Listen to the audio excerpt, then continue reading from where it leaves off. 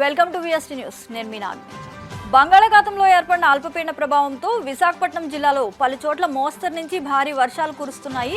బంగాళాఖాతంలో తీవ్ర అల్పపీడనం విశాఖలో 2 రోజులుగా ముసురు వాతావరణం నెలకొంది.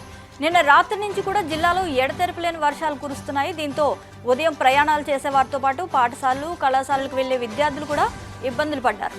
అల్పపీడన ప్రభావంతో సముద్రం అల్లకల్లోలంగా మారింది. విశాఖ సముద్ర తీరంలో అలలు ఉవ్వెత్తున ఎగిసిపడుతున్నాయి.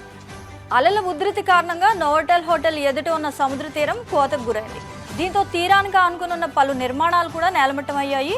ఈ అల్పపీడనం విశాఖ వ్యాప్తంగా వర్షాలు కురవడంతో కోతలు కోసి పొలాల్లోనే ఉండిపోయిన వరి పంటలు కూడా తడిసిపోయాయి. దీంతో రైతులు ఆందోళన చెందుతున్నారు. మత్స్యకారులు, ప్రజలు అప్రమత్తంగా ఉండాలని అధికారులు సూచన చేస్తున్నారు. ఈ సమయంలో సముద్ర తీర ప్రాంతాలకి వెళ్లకపోవడమే మంచిదని చెబుతున్నారు. బంగాళాఖాతంలో ఏర్పడిన అల్పపీడన ప్రభావంతో విశాఖపట్నం జిల్లాలో పలు చోట్ల మోస్తరు నుంచి భారీ వర్షాలు కురుస్తున్నాయి. బంగాళాఖాతంలో తీవ్ర అల్పపీడనం విశాఖలో 2 రోజులుగా ముసురు వాతావరణం నెలకొంది. నిన్న రాత్రి నుంచి కూడా జిల్లాలో ఎడతెరపులేని వర్షాలు కురుస్తున్నాయి. దీంతో ఉదయం ప్రయాణాలు చేసే వారితో పాటు పాఠశాలలు, కళాశాలలకు వెళ్లే విద్యార్థులు కూడా ఇబ్బందులు పడ్డారు. అల్పపీడన ప్రభావంతో సముద్రం అల్లకల్లోలంగా మారింది. విశాఖ సముద్ర తీరంలో అలలు ఉవ్వెత్తున ఎగిసిపడుతున్నాయి.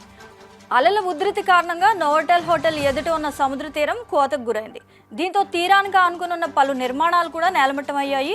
ఈ అల్పపీడనం విశాఖ వ్యాప్తంగా వర్షాలు కురవడంతో కోతలు కోసి పొలాల్లోనే ఉండిపోయిన వరి పంటలు కూడా తడిసిపోయాయి. దీంతో రైతులు ఆందోళన చెందుతున్నారు. మత్స్యకారులు, ప్రజలు అప్రమత్తంగా ఉండాలని అధికారులు సూచన చేస్తున్నారు. ఈ సమయంలో సముద్ర తీర ప్రాంతాలకి వెళ్లకపోవడమే మంచిదని చెబుతున్నారు.